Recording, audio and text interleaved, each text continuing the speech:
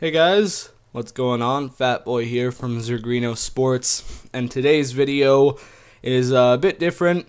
It's recorded post-match, and we do start this video by simulating a game away to Bologna, and I can't really remember the result, but we'll see in a second here. And I do believe we win this game. I think Kaká scores, I believe. I'm not too sure, though. But no, he doesn't because Seedorf came on. Anyways, in today's episode, it's Niang who scores, and we do end up winning this game 1-0, which is good in the end. So that's really good. And yeah, we have a press conference there that I delete. And then we have a game against Sampdoria. But here I'm just in the Global Transfer Network. I sped this up a bit. I searched for, I believe in the end I searched for first team quality center backs and then promising center backs. I believe those are the two search criterias I do choose because our defense is probably our most lacking area in this team because it's Mexes is 32 and Zapata's not an 80 overall and he's 27, 28. So yeah, we do make a change. We put in Niang there and we put Poli in here. And we take Kaká out because he was tired. And I believe that's the squad we go with, or do I put in Shilio? I'm just looking at the players here, I guess. But yeah, our defense is kind of lacking in this point in the game. Like our two starters, one of them's not an 80 yet, which I would like him to be. And and then our backups are all pretty old backups. So it's not that great for us. So that's why I decided to go for those scouting criteria, because that is the place we are most lacking in our team. And here we go. I think we see the table. No, we do not see the table. But we do start this game off here. And I believe that's the 9th minute. They have a corner here. And Abbiati does well to save it. And he throws it out. And they have it still. And they play through Obiang, and Abbiati does well to save again, and Montolivo clears. And then at this point, their player is on the run here, and he keeps the ball. He does well to keep the ball. He plays it to another one of their players. I'm sorry I can't say the names because for some reason in my Movie Maker file, they get unlucky there. For some reason in my Movie Maker file, when my Movie Maker's open, my preview screen of the video, it's really low quality and like 8-bit kind of, so I can't really see the names unless I know who they are, like if they're on my team or if it's somebody who's young that I know from previous FIFAs. But here we send El Shaarawy through, and he just cuts inside here, takes a shot, and it's a good save by their keeper. And yeah, I believe that's Seedorf who follows up. No, that's Niang who follows up. And Balotelli, I believe, tries to follow up again, but he was offside. So, and that is halftime for this game. We go in 0-0 here, and it was a pretty boring half from what I remember. So, that's that. And then we start off the second half here. And forgive me if I'm kind of lost. I did record the gameplay for this a long time ago. It was like a week ago now. I'm actually a lot farther in the career mode than you guys are at. So they get unlucky there with the corner there. So yeah, so if I'm not really following, I apologize for that. But Balotelli plays a beautiful ball through to Niang, and he's unlucky. He can't finish there. That would have been a nice goal. That was a very nice pass. And then El Shaarawy loses possession of the ball. And I do believe that is the end of the game, and it finished 0-0. It was a very boring game, in all honesty. So, yeah, that's that. And we get a point from that. And then we have a press conference, and yeah, I motivate us because, we didn't do too well against Sampdoria. And then here's a scout report here, and Romagnoli looks good there. Serpieri was kind of young for me. I believe I do end up discarding him. I scout Bruno there, and then I get him rid of Spoli and Danilo, I believe, in the end. And the 19-year-old, I do believe, but let's see. Yeah, I get rid of two of them. I get rid of Pap as well. I scout him because he did look pretty good, and I do scout him because his stand tackle looks like it could be decent. I believe I do delete him, though, or remove him because he's too young. And, oh, wait. No, I guess I don't. Do I remove him? Yeah, I do remove him. And, yeah, so those were the... Oh, see, I do remove him. I was right. But those were the promising, and those were the results from our Italian scout. Well, not the Italian scout, but the guy scouting in Italy.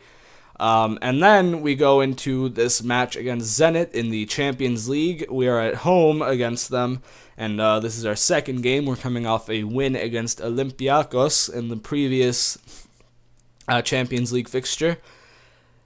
And I believe we use the exact same, we use that lineup and we just go straight into it. No, we make a change to our lineup. Do we? Sorry guys, like I said, it's been a while since I made this gameplay here. Yeah,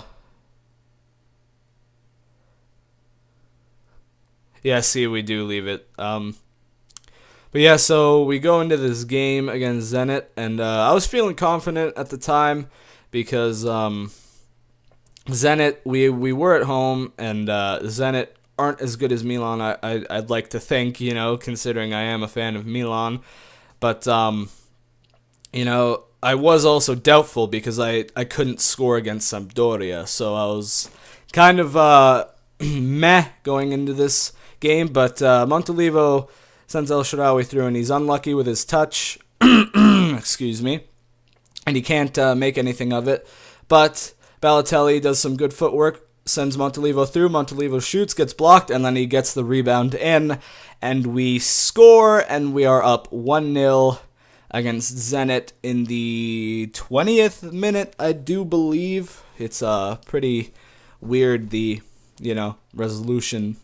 But a good ball through by Balotelli, and I do believe Montolivo started that. He passed it to Balotelli and continued his run. So 1-0 against Zenit. I was pretty happy about that. That was a good start. And then Kaká sends De Jong through. The pass is too heavy. Back pass to the keeper. De Jong keeps following the ball, gets it from the keeper, and makes it 2-0 in the 25th minute. What was the keeper doing? I have no idea. The keeper must have just been in La La Land or something, thinking he was Messi or Ronaldo or somebody. But he just tries to keep going, and De Jong's there, and he's like, yeah, no, you're not going to do that. I'm going to make it 2-0. And that's exactly what he does. And, yeah. So he makes it 2-0. That was some pretty poor defending by me. They cross it in, head it, and they hit the post. And then Abate actually gets lucky there. And then we go into halftime 2-0 up. We were really lucky not to concede when they hit the post there off the header. And then here's Montolivo's goal again.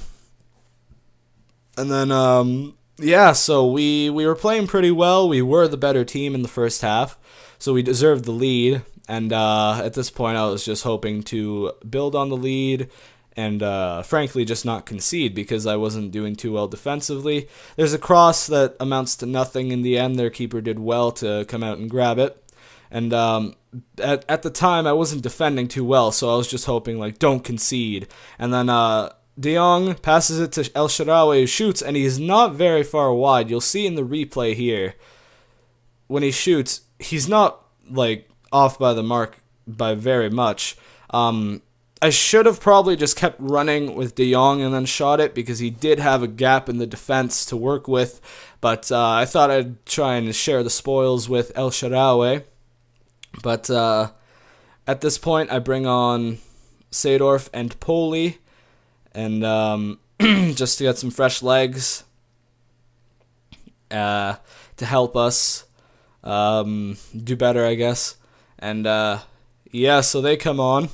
Kaká had a pretty decent game, and then I bring them on. They play a great ball through to Hulk here, and then Hulk has his first touch was a bit weak, which kind of hindered him, but you can see here that Zapata, in the replay it shows, Zapata does very well to come back and just get him off balance for a shot. He was on his weak foot in the first place, so that was bad enough. But Balotelli with another great through ball to the right midfielder. Candreva cuts in, tries to play it to De Jong's run, but it gets blocked. And then El Shaarawy's here on the wing. He passes it around into Poli, but he does get the free kick. And as you'll see what happens with the free kick here. They make another substitution there. And I decided to put Seedorf. I was going to put Balotelli, but I'm like, oh, Seedorf has better stats. Actually, he had better curve. So I decided to take it with Seedorf. And it was easy stop for the keeper. But we did win 2-0. Freaking stupid software update. Get out of my face. There's Montolivo's goal once again. And we do end up picking 3 points up from this game. And increasing our total in the Champions League to 6 points. And as you saw there, De Jong did get man of the match. He did play very well. He was very good in the midfield. And now this is our report from England. And we get Vlad Cheryshes, who nobody knew about until Tottenham bought him this summer. We have Muniesa there, who's been pretty good in FIFA. Garay, who I guess Tottenham probably bought him in-game. I'm not sure. I don't think they bought him in real life. They probably just bought him in-game. We have Koscielny there, who was actually my first purchase in FIFA 13 because, yeah, I didn't really like Mexes back then in FIFA. But he actually turns out, him and Zapata actually turned out to be pretty good in later in the series. And then there's Bonera, and he's asking to play more, and in my head I'm just like, yeah, screw you, you're garbage. But yeah, that's it for today. We have some emails there, and that's it for today's episode. Hope you guys enjoyed it. I've been Fat Boy. You guys have been awesome. I praise Juventus there, but you guys have been awesome. Please leave a like on the video. Please hit that subscribe button for more FIFA content as we go through another Italian scouting report. And yeah, once again, thanks for watching. Check out our main channel. The link will be in the description if I remember, because I have a lot going on right now, so it's kind of hard to remember to do everything.